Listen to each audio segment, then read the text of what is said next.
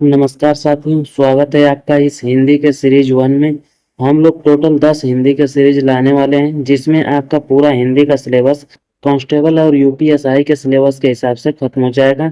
तो अगर आप लोग यूपी कांस्टेबल और यूपीएसआई की तैयारी कर रहे हैं तो आपके लिए ये वीडियो बहुत ही इंपॉर्टेंट होने वाली है। इस वीडियो को हम लोग 50 महत्वपूर्ण प्रश्न देखने वाले हैं। तो शुरू करने से पहले अगर आप हमारे चैनल पर नए हैं तो चैनल को सब्सक्राइब कर लीजिए। अगर वीडियो अच्छा लगा तो वीडियो को लाइक करना मत भूलिएगा। तो चलिए हम लोग बिना टाइम को वेस्ट किए वीडियो स्टार्ट करते हैं। तो आप लोग देख सकते हैं कि आपका पहला प्रश्न दिया हुआ है। प्रश्न नंबर 1 दिया हुआ है कि भाषा की सबसे छोटी इकाई को हम लोग क्या कहते हैं। तो भाषा की सबसे छोटी इकाई की अगर बात किया जाए तो भाषा की सबसे छोटी इकाई को जो कहते हैं वो वर्ड कहते हैं, यानी आपका ऑप्शन यहाँ पर ए सही होने वाला है। चलिए अगला प्रश्न देखते हैं। प्रश्न नंबर 2 आप देख सकते कहते हैं कि किस समूह में सभी स्वर दीर्घ संधि हैं। किस समूह में सभी स्वर दीर्घ स्वर हैं। तो यहाँ पर जो आपका ऑप्शन सही होने वाला है वो ऑप्शन नंबर ए आपका यहाँ पर भी सही होने वाला है। ई, ए, ओ और औ, ये जो हमारे 5 स्वर हैं ये दीर्घ स्वर कहलाते हैं। यानी यहाँ पर भी आपका ऑप्शन नंबर ए सही होने वाला है। बहुत ही इंपॉर्टेंट प्रश्न है। चलिए अगला प्रश्न देखते हैं। प्रश्न नंबर 3 देख सकते हैं दिया हुआ है कि किस समूह के वर्णों का उच्चारण स्थान मूर्धा है। किस समूह के वर्णों का उच्चारण स्थान जो है वो मूर्धा है। तो यहाँ पर आपका ऑप्शन जो सही होने वाला है वो ऑप्शन नंबर बी सही होने वाला है। यानी ऑप्शन नंबर बी यहाँ पर आपका सही होने वाला है। यानी कि मूर्धा स्वर से हम लोग कौन कौन से स्वर को बोलते हैं। मूर्धन्य स, री, ट और ठ, ये जो आपके 4 स्वर हैं उसे हम लोग मूर्धा से बोलते हैं। 4 वर्ड। चलिए अगला प्रश्न देखते हैं आप। प्रश्न नंबर 4 देख सकते हैं दिया है कि ई, बड़ी, च, छ, ज, झ और ञ आदि का उच्चारण किससे होता है। तो यहाँ पर जो आपका सही आंसर होने वाला है वो ऑप्शन नंबर सी आपका होने वाला है, तालव्य से। यानी छोटी, बड़ी, च, छ, ज, झ और ञ, ये जो है कि उच्चारण होने वाला जो है वो तालव्य से उच्चारण होने वाला है। यानी यहाँ पर आपका ऑप्शन नंबर सी सही होने वाला है। चलिए अगला प्रश्न देखते हैं। प्रश्न नंबर 5 आप देख सकते हैं दिया हुआ है कि ज्ञ वर्ण किन दो ध्वनियों के मेल से बना है। ज्ञ वर्ण किन दो ध्वनियों के मेल से बना है। तो वो बना है ज और ञ, यानी यहाँ पर आपका ऑप्शन नंबर ए सही होने वाला है।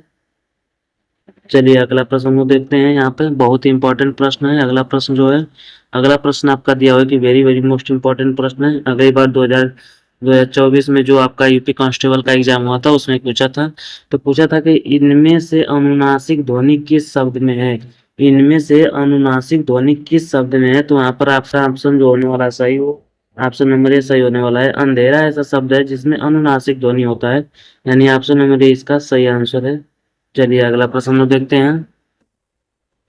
प्रश्न नंबर 7 आप दे सकते दिया हुआ है कि जिन व्यंजनों के उच्चारण में अंदर से आती हुई श्वास तीव्र गति से स्वर यंत्रमुख पर संघर्ष उत्पन्न करती है, कहलाते हैं, क्या कहलाते हैं वो। तो यहाँ पर जो आपका ऑप्शन सही होने वाला है वो ऑप्शन नंबर बी सही होने वाला है, यानी स्वर यंत्रमुखी का या काकलने व्यंजन, यानी कि ऑप्शन नंबर बी आपका यहाँ पर सही होने वाला है। चलिए अगला प्रश्न देखते हैं।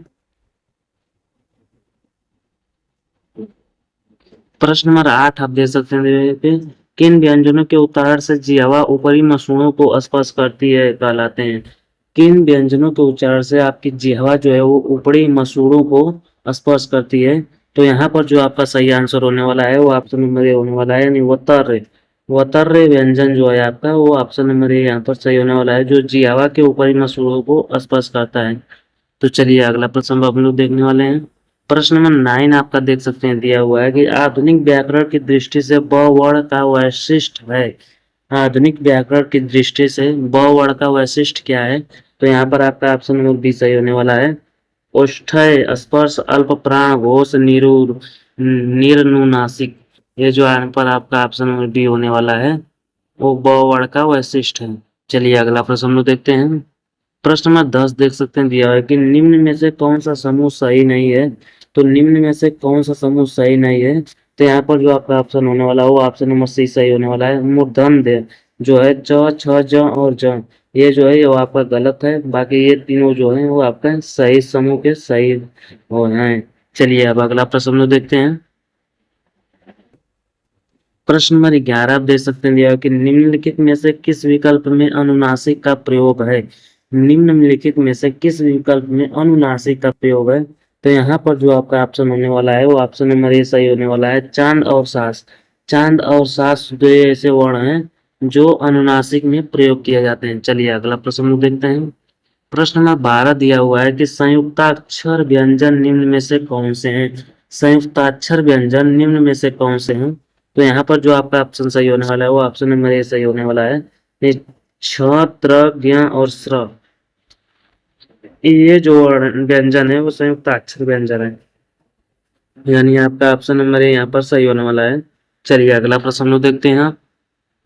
प्रश्न नंबर 13 दिया होगी हग का वर्ण विच्छेद है। हग का वर्ण विच्छेद बताइए क्या है। तो यहाँ पर जो आपका ऑप्शन सही होने वाला है वो ऑप्शन नंबर ए सही होने वाला है, द, छ, र और य, यानी ऑप्शन नंबर ए आपका सही होने वाला है। चलिए अगला प्रश्न हम लोग देखते हैं। प्रश्न नंबर 14 आप देख सकते हैं दिया हुआ है। प्रश्न नंबर 14 दिया कि निम्नलिखित में तालव्य वर्ण है। तालव्य वर्ण कौन कौन से, आपका ऑप्शन है च, त। चलिए तो आपका प्रश्न नंबर 15 दिया हुआ है कि निम्नलिखित में से असत्य कथन की पहचान कीजिए। इसमें हमको देखना है कि कौन सा कथन असत्य है, यानी आपका ऑप्शन ए दिया हुआ है कि व्यंजन वर्गों के तीसरे, चौथे और पांचवें व्यंजन सघोष होते हैं। ऑप्शन बी दिया हुआ है कि व्यंजन वर्ग के पहले और दूसरे व्यंजन अघोष होते हैं। ऑप्शन सी दिया है कि समस्त स्वर घोष ध्वनियां हैं। ऑप्शन डी दिया है कि सभी विसर्ग सघोष हैं। तो यहाँ पर अब आपको बताना है कि कौन सा कथन असत्य होने वाला है। तो यहाँ पर जो आपका ऑप्शन नंबर डी दिया हुआ है असत्य है, यानी सभी विसर्ग जो है असघोष नहीं होते हैं। चलिए अगला प्रश्न हम लोग देखते हैं। प्रश्न नंबर 16 देख सकते हैं दिया हुआ है कि क व्यंजन के विषय में निम्न में से कौन सा सही है। क व्यंजन के विसर्ग में निम्नलिखित में से कौन सा सही है। तो यहाँ पर आपका जो ऑप्शन होने वाला है वो अल्प प्राण अघोष स्पर्शी कंठ ध्वनि, यानी ऑप्शन नंबर ए यहाँ पर आपका सही होने वाला है। चलिए अगला प्रश्न लोग देखते हैं। प्रश्न नंबर 17 देख सकते हैं दिया हुआ है कि प्रयत्न के आधार पर व्यंजनों के कौन से छेद हैं, कौन से भेद हैं। तो आपका यहाँ पर जो ऑप्शन सही होने वाला है वो ऑप्शन नंबर ए सही होने वाला है, यानी अस्पष्ट संघर्षी, नासिक के पार्श्व, उत्क्षिप्त पंक्तित संघर्षहीन सप्रवाह। यहाँ पर आपका ऑप्शन नंबर ए सही होने वाला है। चलिए अगला प्रश्न देखते हैं अब। प्रश्न नंबर 18 दिया है कि इनमें से कौन सा कथन गलत है। तो इनमें से कथन जो गलत है वो आपका ऑप्शन नंबर बी यहाँ पर सही होने वाला है। चलिए अगला प्रश्न हम लोग देखते हैं। प्रश्न नंबर 19 दिया है कि खड़ी पाई वाले व्यंजनों का संयुक्त रूप कौन कैसे बनाया जाता है। संयुक्त पाई वाले व्यंजनों का संयुक्त खड़ी पाई वाले व्यंजनों का संयुक्त रूप जो बनाया जाता है वो बनाया जाता है दो खड़ी पाई लगाकर, यानी यहाँ पर खड़ी पाई को हटाकर, यानी आपका ऑप्शन नंबर बी यहाँ पर सही होने वाला है। चलिए अगला प्रश्न देखते हैं। प्रश्न नंबर 20 दिया हुआ है कि निम्नलिखित में से उच्चारण स्थान के आधार पर कंठ से लेकर वीवर में उच्चारित व्यंजन ध्वनियों का सही अनुक्रम है। तो यहाँ पर सही अनुक्रम जो होने वाला है कंठ, तालव्य, वर्त, दंत और ओष्ठ्य, यानी यहाँ पर आपका ऑप्शन नंबर ए सही होने वाला है। चलिए अगला प्रश्न देखते हैं। प्रश्न नंबर 21 दिया है कि निम्नलिखित में से कौन सा एक सुमेलित नहीं है। यहाँ पर कौन सा आपका सुमेलित नहीं होने वाला है। तो ट का उच्चारण दंत से, ये आपका गलत है, यानी ऑप्शन नंबर सी यहाँ पर सही होने वाला है आपका। चलिए अगला प्रश्न देखते हैं। प्रश्न नंबर 22 देख सकते हैं दिया कि किस वर्ग की सभी ध्वनि मूर्धन्य है। किस वर्ग की सभी ध्वनि मूर्धन्य है। तो यहाँ पर आपका ऑप्शन जो सही होने वाला है ऑप्शन नंबर डी सही होने वाला है। चलिए अगला प्रश्न हम लोग देखते हैं। प्रश्न नंबर 23 दिया है कि मूर्धन्य अल्प प्राण अघोष वर्ण का उदाहरण कौन सा है। मूर्धन्य अल्प प्राण अघोष वर्ण का उदाहरण जो है वो ट है, यानी आपका ऑप्शन नंबर बी यहाँ पर सही होने वाला है। चलिए अगला प्रश्न हम लोग देखते हैं। प्रश्न नंबर 24 दिया है कि तालव्य महाप्राण घोष वर्ण का उदाहरण कौन सा है। तालव्य महाप्राण घोष वर्ण का उदाहरण जो आपका सही होने वाला है वो झ है, यानी ऑप्शन नंबर सी यहाँ पर सही होने वाला है। चलिए अगला प्रश्न हम देखते हैं। प्रश्न नंबर 25 दिया है कि ग, ग, ठ, त, इनमें कितने अघोष व्यंजन हो। तो इनमें अघोष व्यंजनों की संख्या जो है वो 2 है, यानी ऑप्शन नंबर सी यहाँ पर सही होने वाला है। चलिए अगला प्रश्न देखते हैं। प्रश्न नंबर 26 दिया है कि मूर्धन्य महाप्राण अघोष व्यंजन वर्ण का उदाहरण कौन सा है? तो मूर्धन्य महाप्राण अघोष वर्ण का यहाँ पर उदाहरण जो है वो द है, यानी आप यहाँ पर ऑप्शन नंबर बी आपका सही होने वाला है, वह है। चलिए अगला प्रश्न देखते हैं।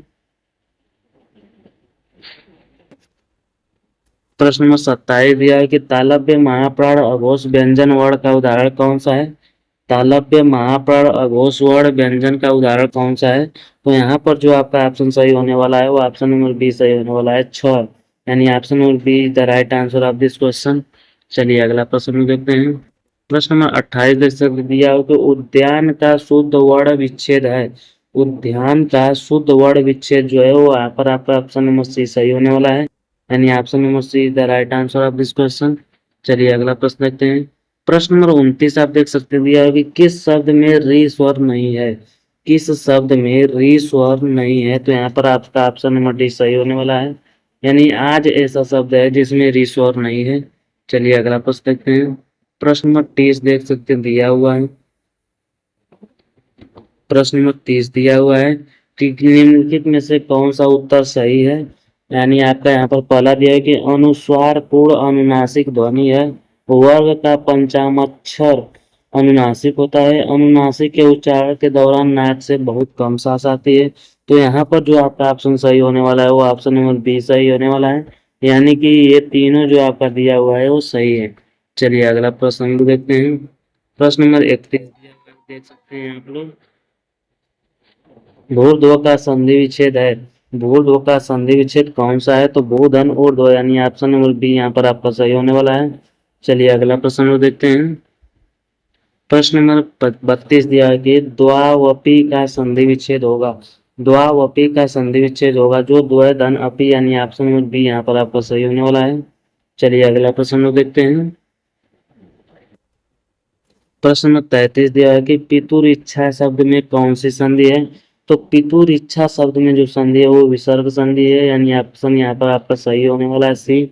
चलिए अगला प्रश्न देखते हैं। प्रश्न नंबर 34 दिया है कि गृह गच्छति शब्द का संधि विच्छेद कीजिए।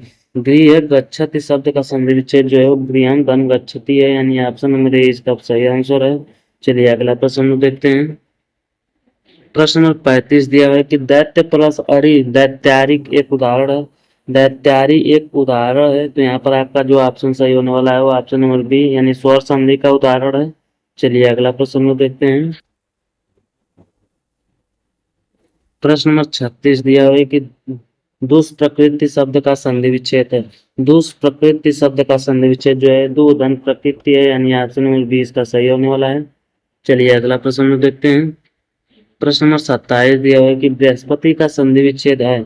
बृहस्पति का संधि विच्छेद है, तो यहाँ पर आपका ऑप्शन नंबर सी सही होने वाला है, बृहदनपति, यानी option number C is the right answer of this question. चलिए अगला प्रश्न देखते हैं। प्रश्न नंबर 38 दिया हुआ है कि स्वस्थ वस्तु का संधि विच्छेद होगा। स्वस्थ वस्तु का संधि विच्छेद जो है कि स्वस्ति धन अस्तु है, यानी ऑप्शन नंबर ए इसका सही आंसर है। चलिए अगला प्रश्न देखते हैं। प्रश्न नंबर 39 दिया है कि यदि अया आ के बाद ई या ई आए तो दोनों मिलकर ए हो जाते हैं, यह स्वर संधि कहलाती है। ये कौन सी स्वर संधि कहलाती है? तो यहाँ पर जो आपका ऑप्शन है ऑप्शन नंबर सी सही होने वाला है, गुण स्वर संधि कहलाता है। चलिए अगला प्रश्न देखते हैं। प्रश्न नंबर 40 आप देख सकते हैं दिया हुआ है कि जब प्रथम वर्ण व्यंजन और दूसरा वर्ण स्वर हो तो उनके मध्य का संधि होगा। जब प्रथम वर्ण व्यंजन और दूसरा वर्ण स्वर हो तो उनके मध्य की संधि जो होती है वो व्यंजन संधि होती है, यानी ऑप्शन नंबर ए इसका सही आंसर है। तो दोस्तों अगर आपको वीडियो अच्छा लगा तो वीडियो को लाइक कर दीजिएगा, चैनल को सब्सक्राइब कर दीजिएगा। मिलते हैं अगले वीडियो में, तब तक के लिए बाय बाय, धन्यवाद, थैंक यू दोस्तों।